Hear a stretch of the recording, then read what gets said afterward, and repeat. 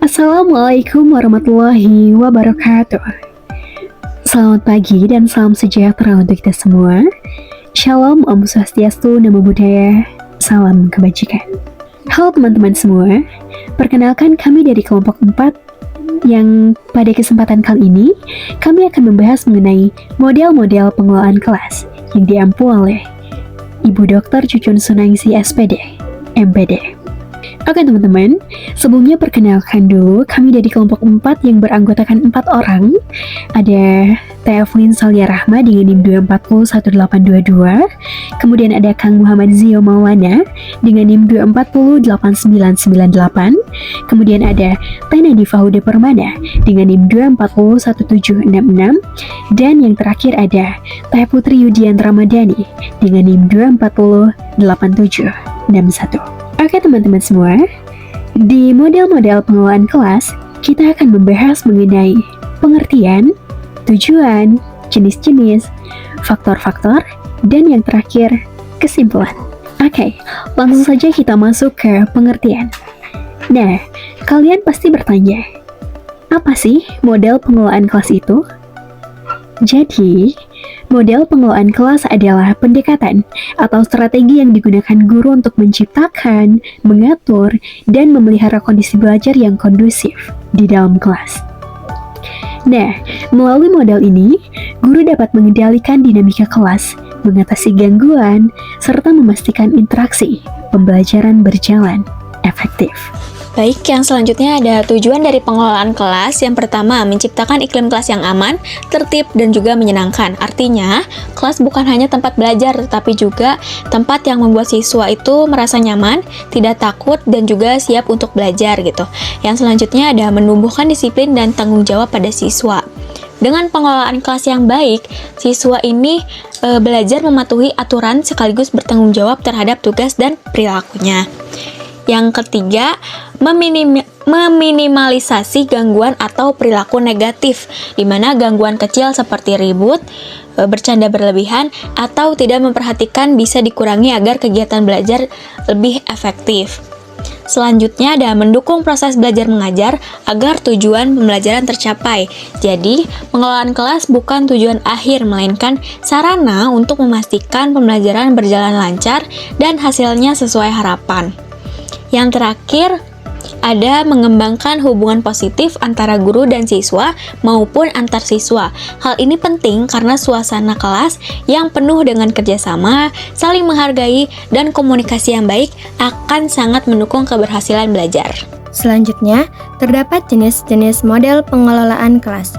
Yang pertama, model humanistik, yaitu menekankan keunikan tiap siswa. Guru berperan sebagai pendukung yang menciptakan suasana belajar yang ramah, nyaman, dan penuh empati. Dengan pendekatan ini, siswa merasa dihargai sebagai individu dan lebih termotivasi untuk berkembang. Dan yang kedua, model behavioristik atau modifikasi perilaku.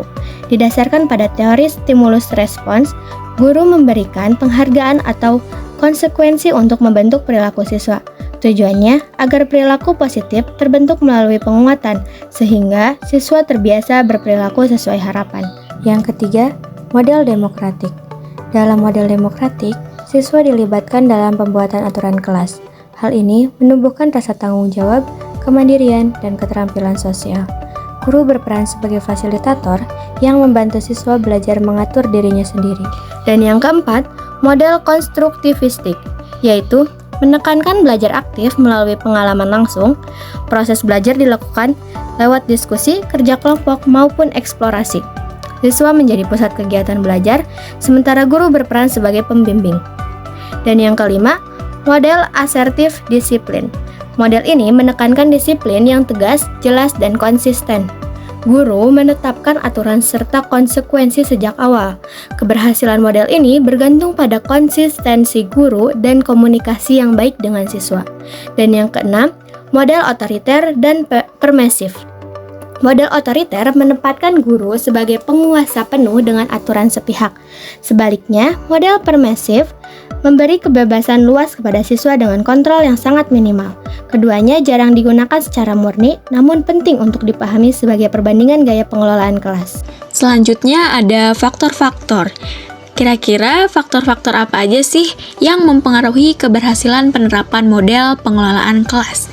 Yang pertama, ada faktor guru, di mana guru menjadi kunci utama karena berperan sebagai pengatur, penginspirasi, sekaligus teladan bagi murid.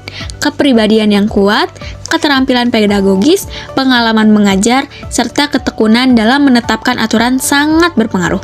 Guru yang berwibawa, komunikatif, dan adil cenderung lebih berhasil mengelola kelas secara efektif. Nah, jadi intinya guru itu berperan sangat besar gitu, bukan hanya mengatur tetapi juga memberi contoh langsung ke siswa. Selanjutnya ada faktor siswa. Semangat, emosi, dan perilaku siswa ini sangat menentukan keberhasilan pengelolaan kelas. Siswa yang bersemangat dan positif akan memudahkan guru, sedangkan siswa yang kurang termotivasi, sering melanggar aturan, atau memiliki masalah emosional menjadi tantangan sendiri. Nah, jadi kalau siswa semangat, kelas itu akan lebih mudah dikelola. Sebaliknya, kalau kurang motivasi, itu bisa juga menjadi hambatan. Selanjutnya ada faktor sarana prasarana, di mana kondisi fisik kelas seperti pencahayaan, udara, kebersihan, tata letak kursi, dan ketersediaan media pembelajaran sangat mempengaruhi suasana belajar. Ruang yang nyaman membantu konsentrasi, sedangkan ruang yang sempit atau kotor bisa menurunkan fokus siswa. Faktor lingkungan sekolah atau organisasi. Kebijakan sekolah, budaya, organisasi, serta suasana akademik berperan penting. Sekolah dengan disiplin ketat cenderung mendorong model pengelolaan tegas. Sedangkan sekolah dengan budaya partisipatif mendukung pendekatan demokratis. Dukungan rekan guru dan regulasi juga ikut memengaruhi. Faktor kurikulum dan materi pembelajaran. Kurikulum yang sesuai kebutuhan siswa serta materi yang menarik dapat meningkatkan suasana belajar. Namun sebaliknya, kurikulum padat atau materi yang kurang relevan bisa menimbulkan kebosanan. Guru kreatif biasanya mampu menyesuaikan kurikulum agar lebih bermakna. Faktor dinamika kelas.